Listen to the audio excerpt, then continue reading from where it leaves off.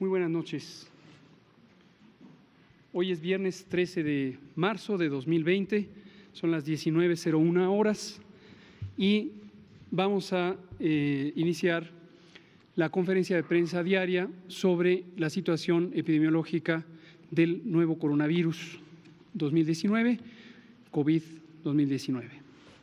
Como siempre, vamos a iniciar con el informe diario de la situación epidemiológica en el mundo y la situación específica de México. Hoy daremos algunos detalles que son relevantes sobre entender lo que está pasando en términos de la dinámica de transmisión. En segundo lugar, vamos a comentar los hallazgos, las situaciones que nos llevan a tomar ya los pasos siguientes que habíamos programado y que anunciamos esta misma mañana respecto a estas medidas de sana distancia que hemos venido explicando desde hace varios días y que estaba programado que en su momento, de acuerdo a las distintas señales epidemiológicas, se iban a tomar decisiones en este escalamiento planeado para que sea un escalamiento ordenado de las medidas preventivas. Algunas las comentamos esta misma mañana y ahorita las detallaré. Y después pasaremos a preguntas y respuestas, por supuesto, para aclarar cualquier inquietud que haya al respecto. Le pido al doctor Alomía si comienza. Claro que sí. Con su permiso, señor secretario. Gracias. El panorama internacional del día de hoy, como ustedes pueden ver, ya estamos superando los 132,000, casi acercándonos a los 133,000 casos confirmados.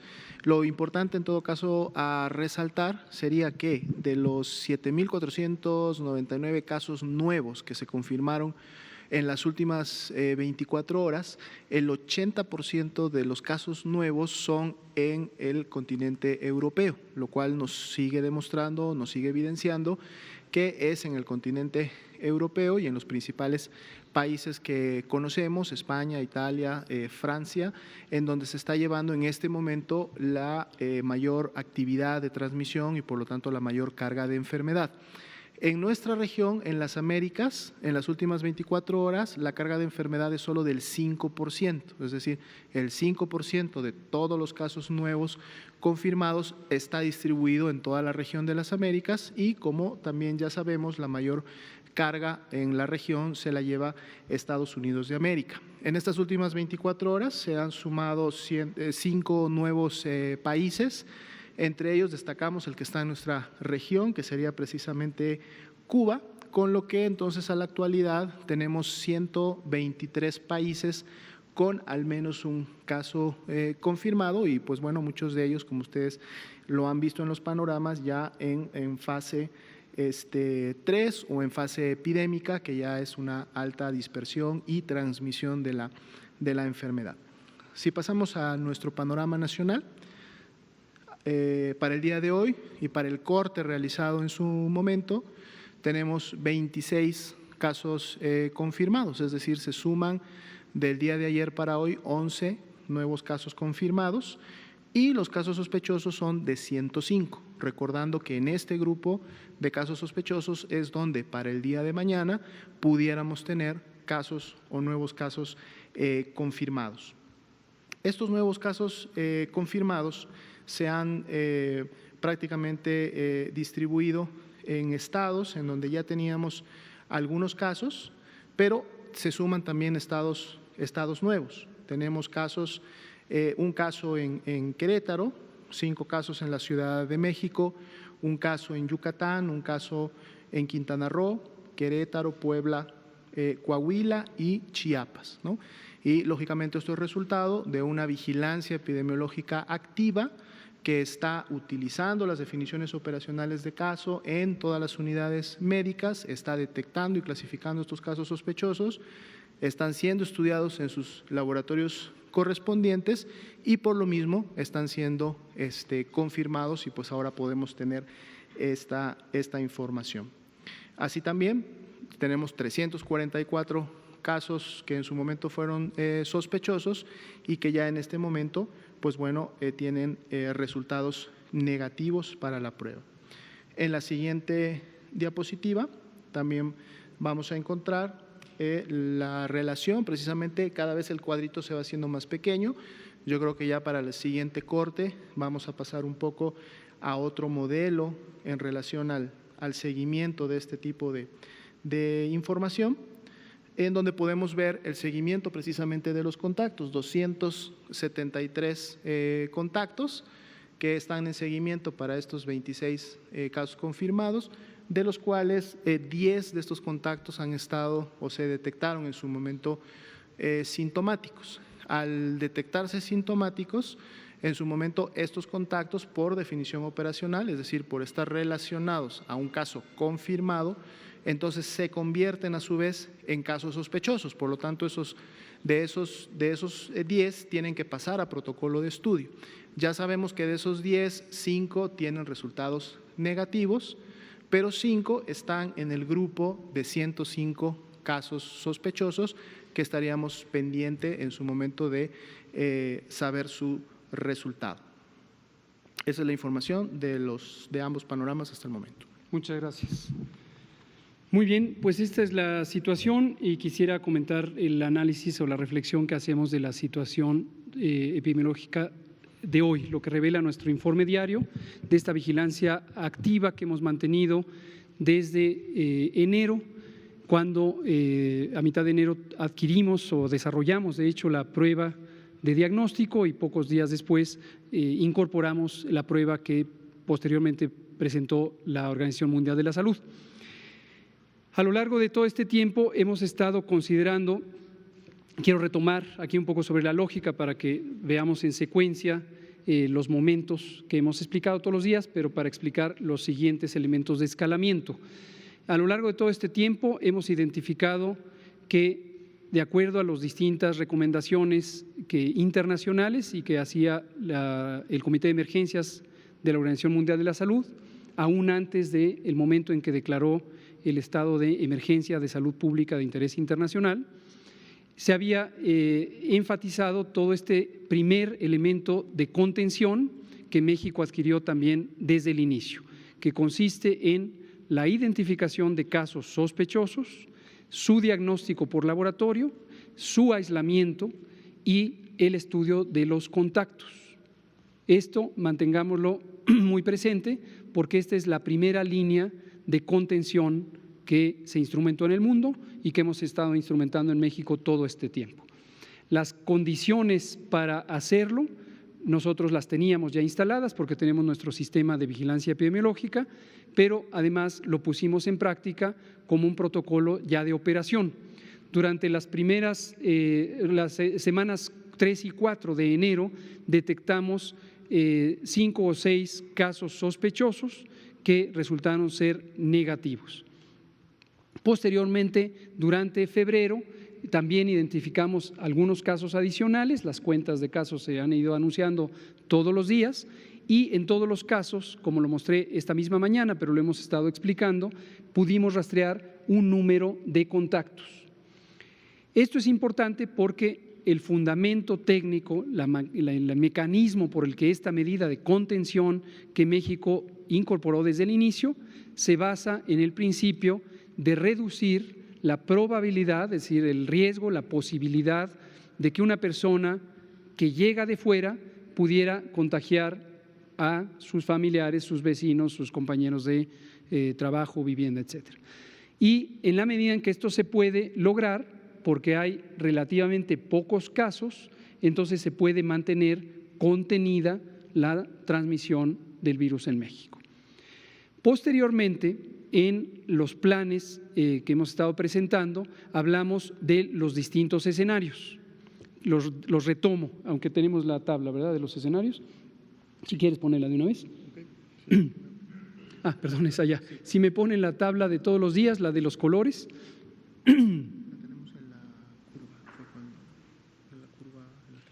Exacto. Esta, exacto. Entonces, aquí hablamos de estos 3 escenarios y le llamamos escenarios, dijimos, porque no irremediablemente se pasa de uno a otro y a otro, sino que los tiempos de cambio entre uno y otro son variables. Específicamente, estos escenarios tienen características que permiten reconocerlos. El escenario 1, que se llama importación viral o importación del virus, se caracteriza principalmente por 3 cosas.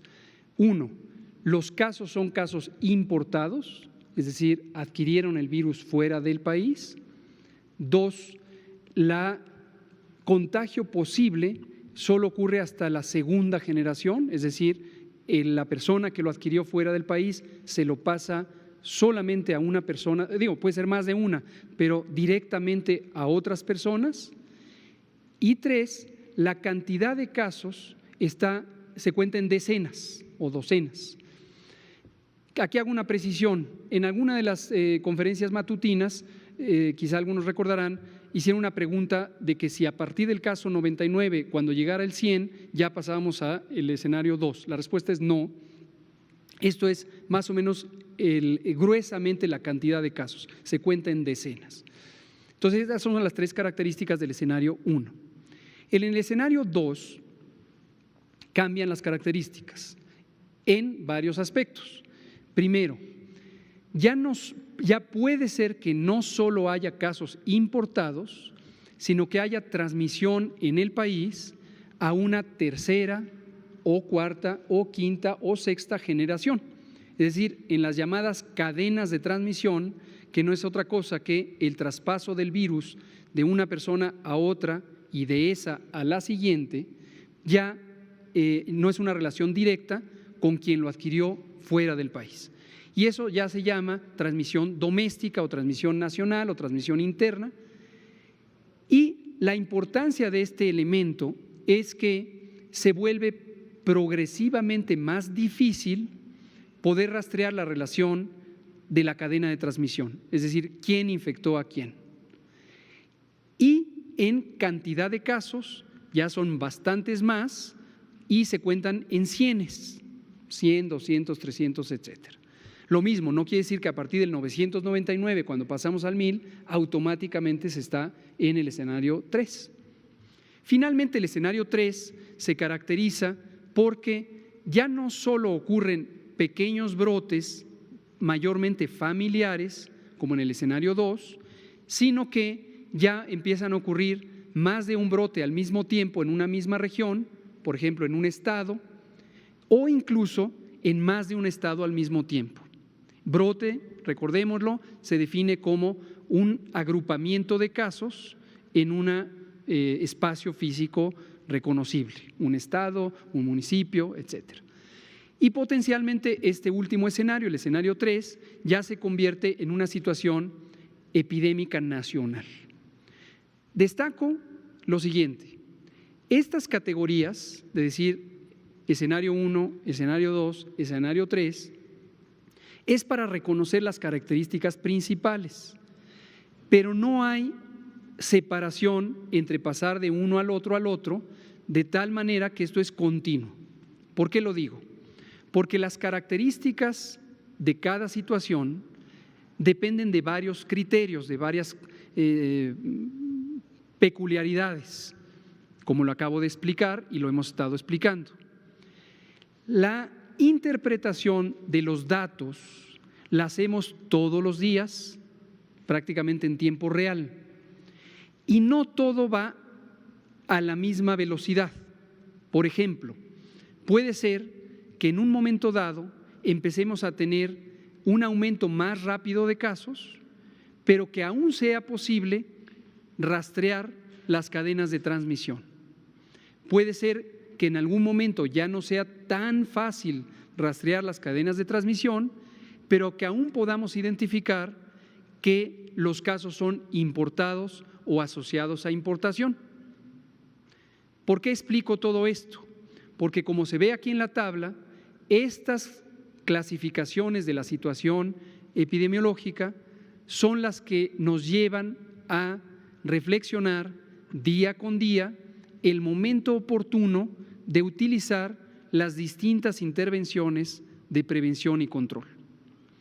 En el escenario 1, la intervención característica es la que dije hace un rato, esta contención a partir de los casos. En un momento dado, cuando hubiera más y más casos, es más práctico y además más efectivo modificar las intervenciones y ya no hacerlas de caso por caso, sino hacerlas de manera más general. Y ahí es donde entran, como expliqué esta mañana, las medidas de distanciamiento social que son generales. Por ejemplo, la recomendación de posponer o suspender situaciones donde se concentra masivamente la gente. Actividades deportivas, actividades culturales, actividades religiosas, etcétera. Ayer comentamos que una de las actividades, una de estas eventos masivos iba a ser el Tianguis Turístico, programado en Mérida para el 22 de este mes. Y ahí encontramos una situación muy afortunada en donde al analizar las posibles consecuencias de posponerlo, no hacerlo ahorita, sino programarlo para más adelante, no iba a ser una alteración muy grande en términos económicos y en términos sociales. Cuando hablo de estas alteraciones económicas, siempre nos gusta precisar que no se trata de privilegiar las ganancias económicas sobre la protección de la salud. Siempre, invariablemente, la prioridad es proteger la salud. Pero cuando hablamos de ganancias económicas o de la economía, no nos estamos refiriendo solamente a las grandes ganancias que una empresa pudiera tener sobre la organización de un evento. Lo que más nos preocupa son las consecuencias sobre las pequeñas economías, las economías familiares, porque en esas economías están trabajadores y trabajadoras que pueden perder su salario, su empleo, sus honorarios y afectarles importantemente su economía individual y familiar. Entonces, ¿qué nos detendría en un momento dado de decir cancelemos todo? Si cancelar las actividades es una medida útil para disminuir la velocidad de transmisión del virus. Lo que nos detiene es que estas intervenciones tienen consecuencias negativas sobre la sociedad, sobre la economía familiar. Si no estuvieran esas consecuencias, lo deseable desde el punto de vista de la protección de la salud pública sería simple y llanamente cancelar los eventos, pero es muy claro que esto tiene consecuencias. De modo que la decisión, en todo momento, de acuerdo al plan y siguiendo los estándares internacionales, tiene que ser cuidadosamente analizada todos los días para cada situación, con el propósito de balancear adecuadamente los beneficios de la medida de prevención con las consecuencias negativas que la propia medida de prevención tiene sobre la sociedad, sobre las familias. Retomo esto por lo siguiente. Hemos estado anunciando día con día cómo con el avance de la epidemia en el mundo va creciendo la frecuencia, la cantidad de importaciones de casos hacia nuestro país. Y eso nos acerca a la situación del escenario 2, el paso de escenario 1 a escenario 2, y esta es una etapa en donde el análisis cuidadoso y oportuno de la información nos permite ir tomando las decisiones que han sido planeadas desde el principio.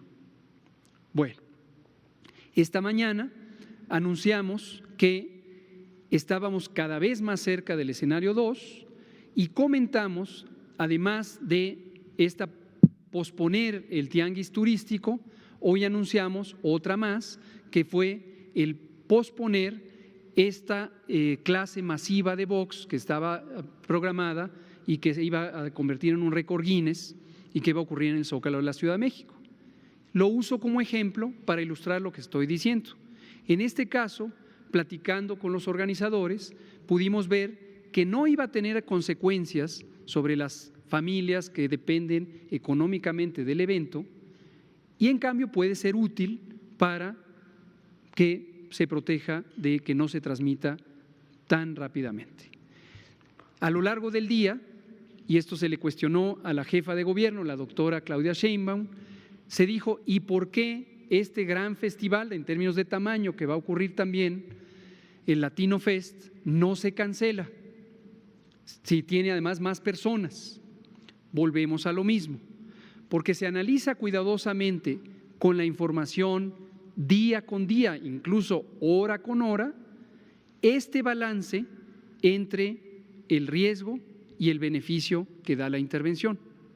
Y en todo momento, desde hace varias semanas, hemos advertido públicamente, pero también a los distintos organizadores de eventos, que van a llegar los momentos en donde el filo de la decisión se haga casi minuto por minuto.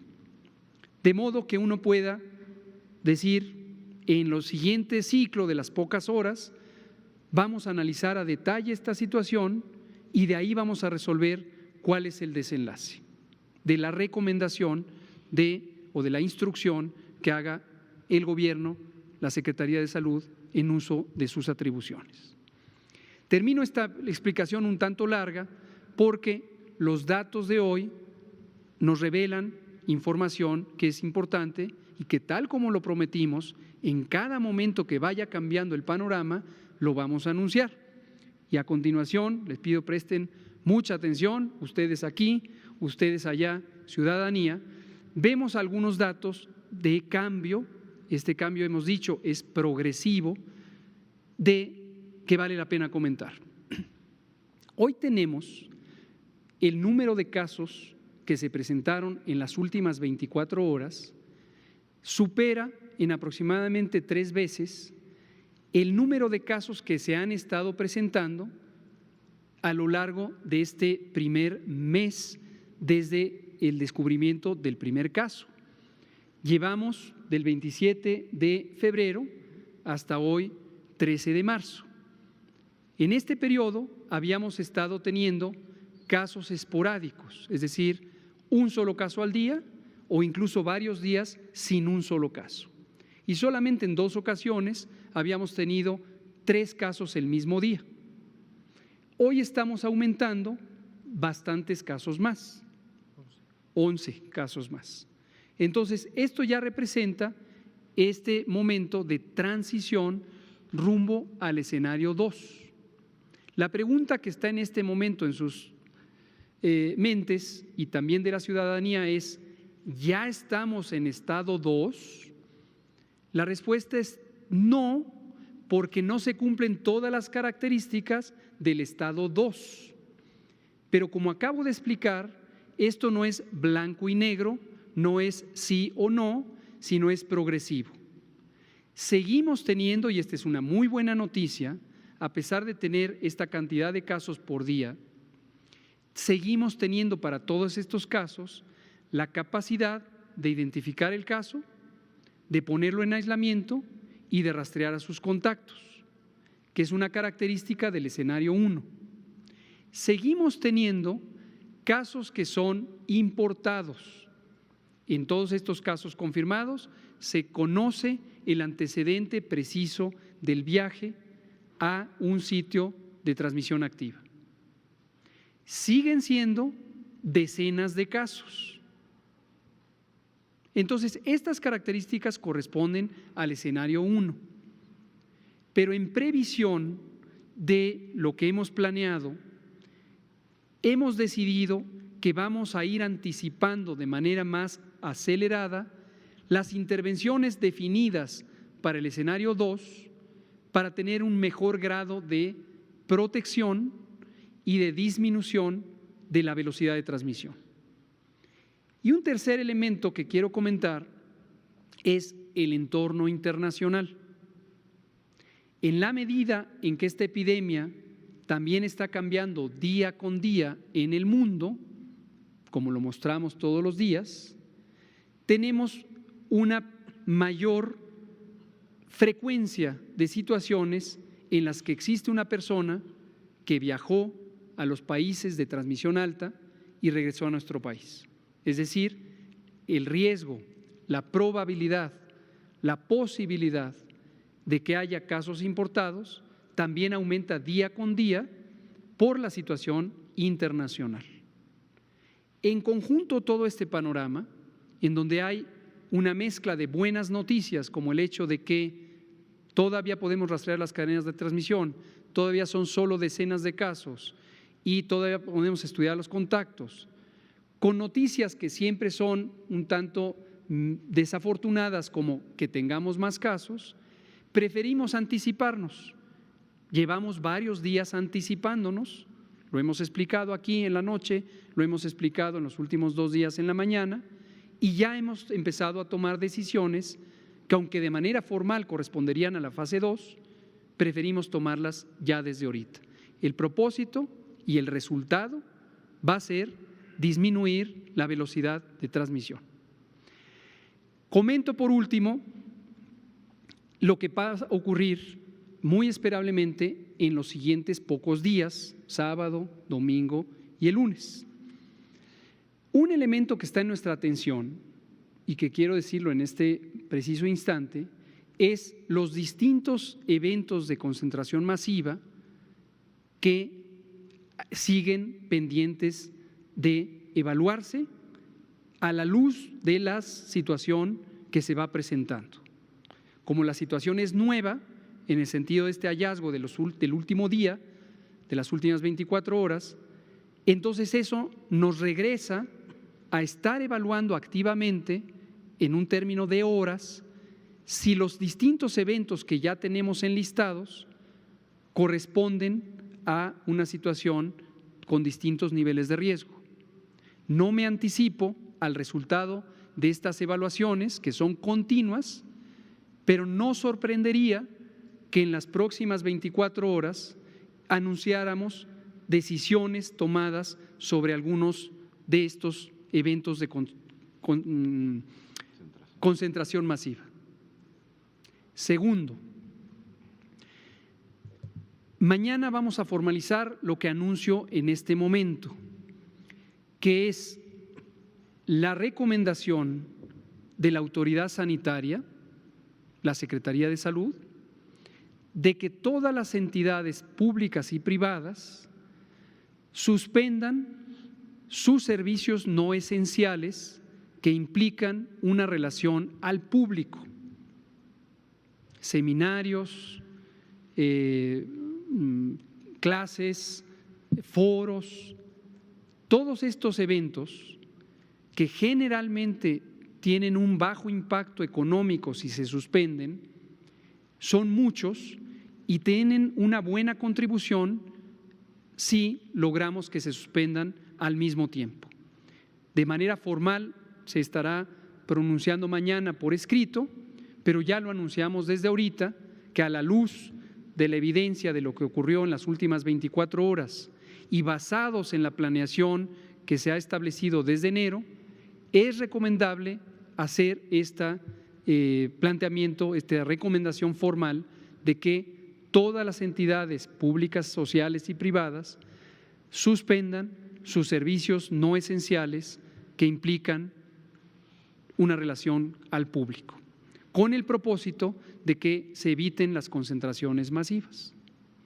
Lo último que anunciamos hoy, aunque ocurrirá mañana, es que en conversaciones con la autoridad educativa, con quien hemos mantenido un diálogo muy fluido, igual que con los otros sectores de la administración pública federal, estatal y municipal, mañana vamos a participar como autoridad sanitaria, como Secretaría de Salud, en la sesión del Consejo Nacional de Educación, el CONAEDU. Este es el órgano colegiado de coordinación del Sistema Educativo Nacional, que lo preside el secretario de Educación Pública, Esteban Moctezuma Barragán. ¿Para qué vamos a participar? Para tener un diálogo con las autoridades educativas estatales que se desprende del diálogo que tenemos con la autoridad educativa federal. Y vamos a precisar los lineamientos detallados que estaban preparados en la fase de preparación y que ha llegado el momento de instrumentarlos. Me anticipo a la pregunta. ¿Esto quiere decir que se suspenden las clases? La respuesta es no. Es un paquete de medidas que en este momento no vamos a anunciar porque se tienen que tomar por este órgano las decisiones en el seno de este órgano de coordinación del Sistema Educativo Nacional. Entonces, esto lo vamos a anunciar mañana desde la propia sesión del CONAEDU, el Consejo Nacional de Educación. Espero que con esto tengamos claridad, tengamos certidumbre y lo que hemos prometido en todo momento, lo que nos hemos comprometido con la población, que es en cada momento que haya información epidemiológica nueva, de la que deriven las decisiones de instrumentar los planes para cada fase, lo vamos a anunciar en tiempo real. Y con ello nos mantenemos firmes en el propósito de que las decisiones de salud pública para el manejo de esta epidemia van a ocurrir basadas en técnica, basadas en ciencia y en coordinación con todos los sectores de las administraciones públicas federal, estatal y municipal, así como los sectores privado y social. Así seguiremos y exhortamos respetuosamente a toda la ciudadanía a mantenerse atentos y atentas, comunicados, informados y a los comunicadores, a las personas comunicadoras, como lo dijimos esta misma mañana, ustedes como reporteras y reporteros, pero también a sus casas editoriales, a contribuir a este estado de orden, de organización y de atención para resolver los retos que nos vamos enfrentando sin caer en desinformación y en pánico. Si nos mantenemos de esa manera organizados como sociedad, como Estado, vamos a poder solventar todas las fases de esta epidemia de una manera productiva. Hay cosas que le toca hacer al gobierno, hay cosas que le toca hacer a la sociedad. Y cierro diciendo lo que hemos dicho todos los días: las medidas preventivas que están basadas en 3 elementos simples de higiene básica son 3 cosas que la sociedad puede y debe hacer todos los días y que contribuyen, en la medida en que se hagan masivamente, contribuyen a disminuir la velocidad de transmisión. Lavarse las manos continuamente con agua y jabón o utilizar solución de alcohol gel al 70% o más. Utilizar la etiqueta respiratoria, estornudar en el ángulo del brazo si no se tiene un pañuelo desechable, o cubrirse nariz y boca con un pañuelo desechable y tirarlo inmediatamente. Y una importantísima: si alguien tiene síntomas compatibles con esta enfermedad, tos, fiebre, dolor de garganta, estornudos, malestar general, dolor de cabeza, dolor de cuerpo, que permanezca en casa, que no se acerque a otras personas y que se maneje alejado de otras personas para evitar los contagios. Aquí cierro y vamos a pasar a preguntas y respuestas. Vamos a ir con 3 mujeres por acá y luego nos vamos con ustedes 3 de acá y luego vamos allá con Mauricio. Por favor, Araceli, si quieren empezamos de allá, de Itzel. Gracias. Bueno, no, ya está Itzel. Gracias. Gracias, subsecretario. Preguntarle entonces, ¿se aplican las medidas de la fase 2 sin que estemos en la fase 2? Preguntarle también, a la luz de lo que anunció el presidente de Estados Unidos de emergencia nacional, ¿qué características tendrían que darse aquí en este país para que se decretara una emergencia nacional? Preguntarle también sobre ¿cuál es el método de reporte que están utilizando los hospitales privados? ¿De qué manera ellos reportan? Porque si mal no recuerdo, en una conferencia solo invitaban a los hospitales privados a realizar sus reportes de COVID-19, de qué manera ellos están reportando. Y preguntarles en la tabla se manejan los de Querétaro.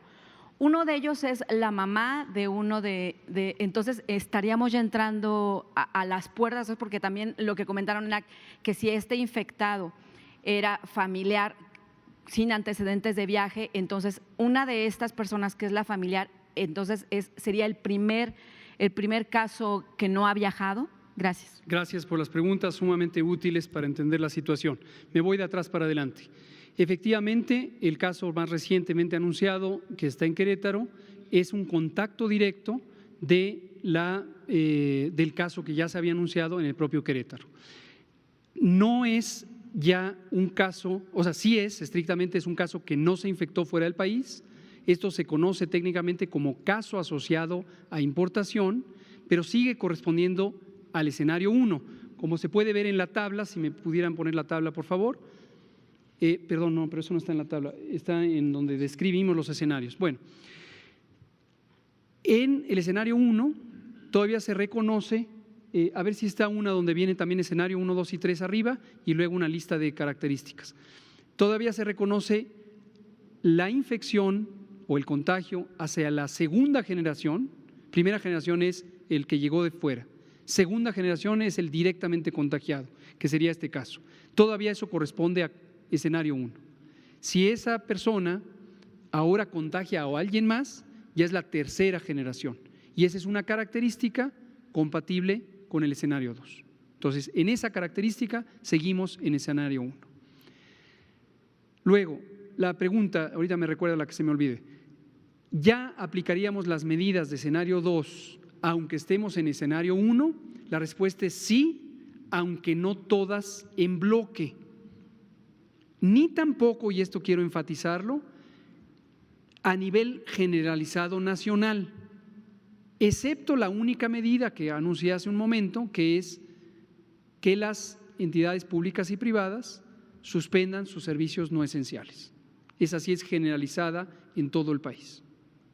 Pero otras consideraciones como los eventos de concentración masiva, tal como lo hemos programado, se deben adecuar a la dinámica de transmisión de cada territorio, en este caso cada estado.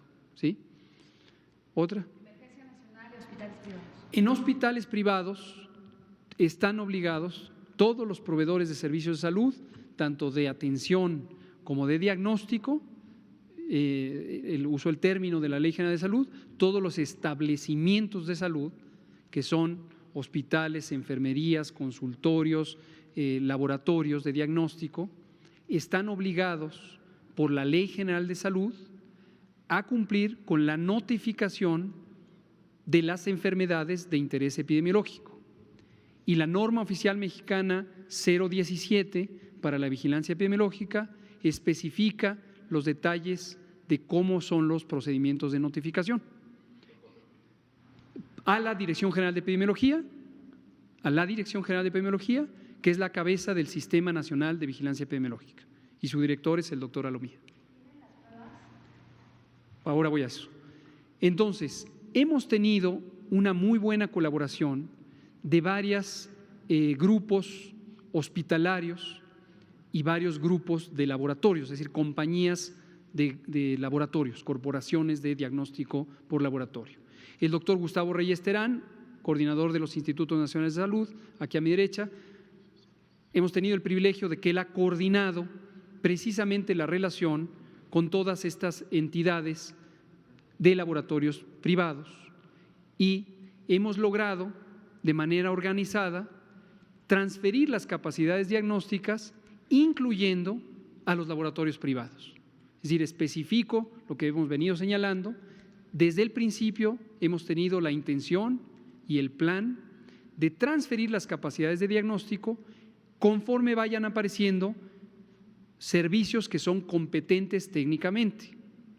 Entonces, el criterio para autorizar o liberar o técnicamente reconocer la competencia técnica de un laboratorio público, social o privado para el diagnóstico del nuevo coronavirus, depende de que quien lo desee hacer cumpla con los criterios técnicos que establece el INDRE, el Instituto de Diagnóstico y Referencia Epidemiológicos.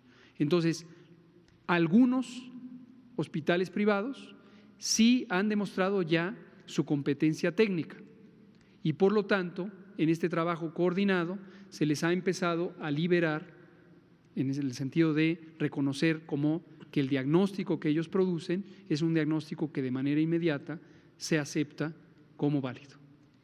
Respecto a Estados Unidos y la declaración que hizo hoy el presidente Trump sobre el estado de emergencia, es muy importante tener claro lo siguiente.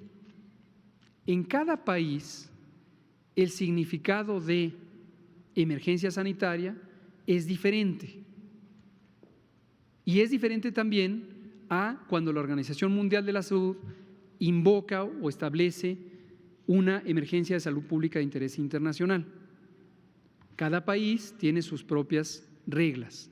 En algunos países, y tenemos conocimiento que es el caso de Estados Unidos, declarar el estado de emergencia implica, entre otras cosas, que exista un mecanismo administrativo para obtener fondos que han sido establecidos por el Poder Legislativo, lo que en Estados Unidos se llama la apropiación de los fondos, lo que aquí llamamos adjudicación de los fondos.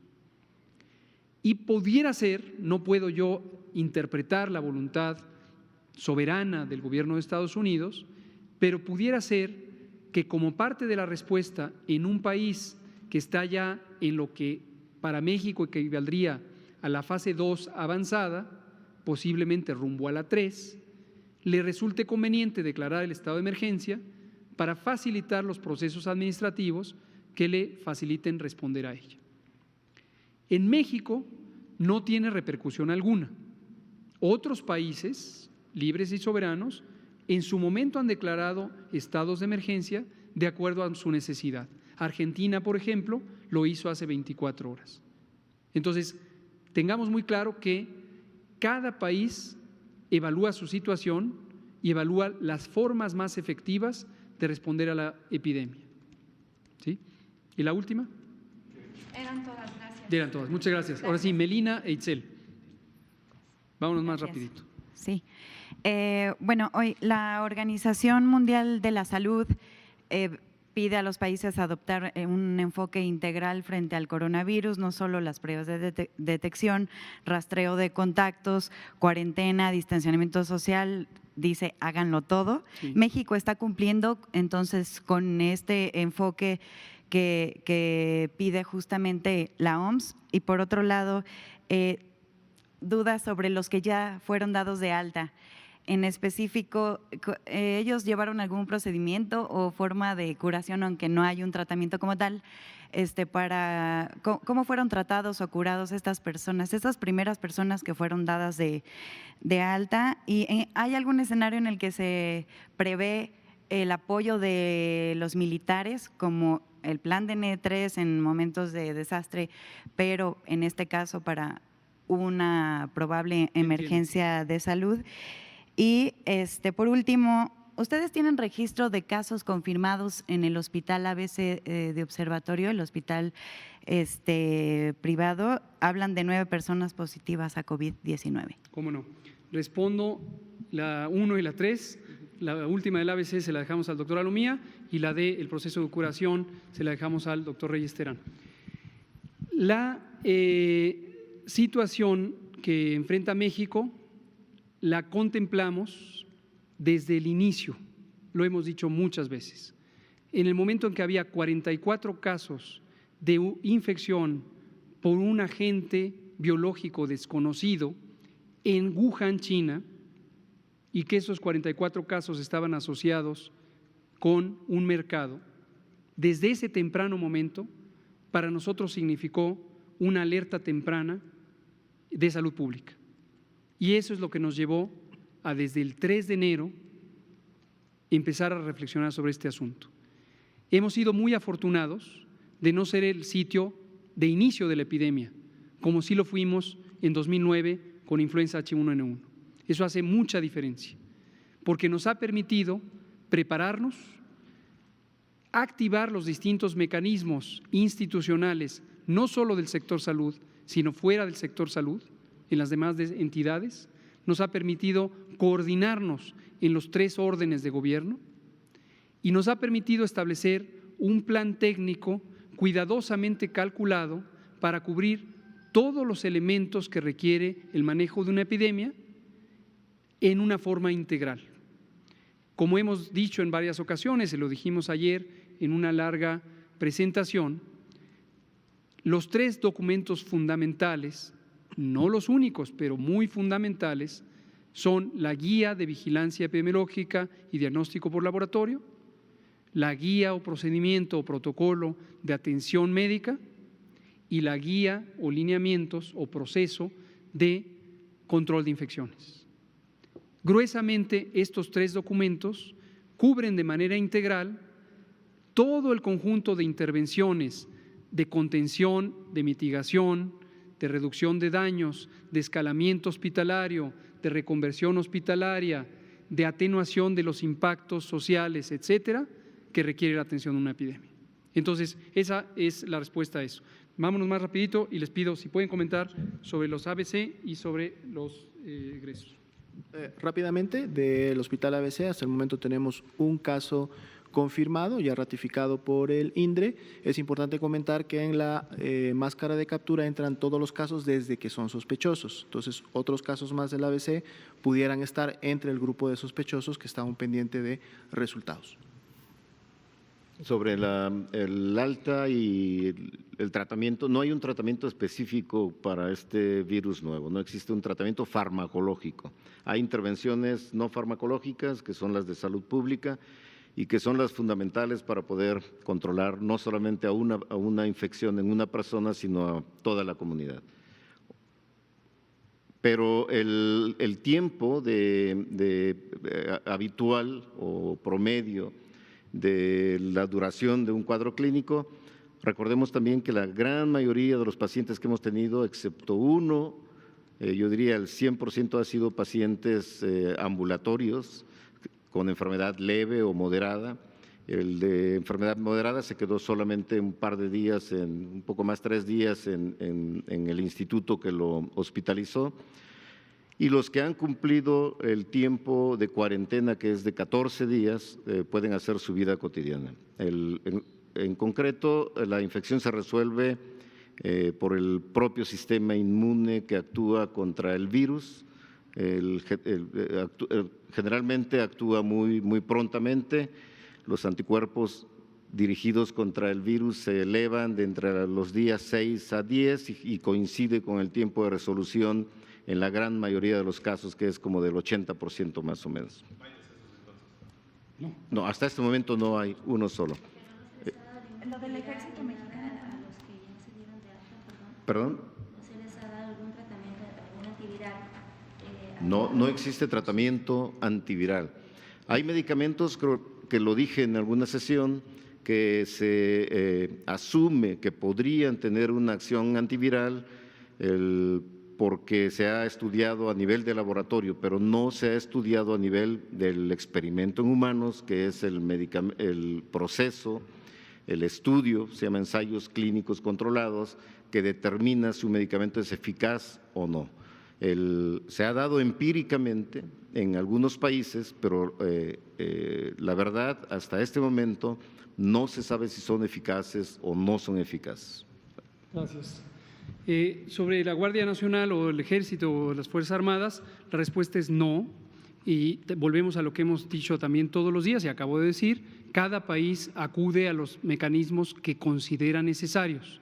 En México está previsto por las leyes cuál es el ámbito de competencia de la autoridad sanitaria. La autoridad sanitaria se compone de el presidente de la República, en primer lugar, el Consejo de Salubridad General, el secretario de Salud y los gobiernos estatales. Entonces, esas son las autoridades que toman las decisiones de lo que se hace. Operativamente, para una emergencia sanitaria, en su gran mayoría de retos, de elementos a atender, no se requiere la participación de las Fuerzas Armadas. Esa es la respuesta. Vamos a dar la última, nos quedan 3 minutos, me dicen ahí, una pregunta corta y se acabaron las mujeres. Doctor, Va. yo quiero preguntar. Sí.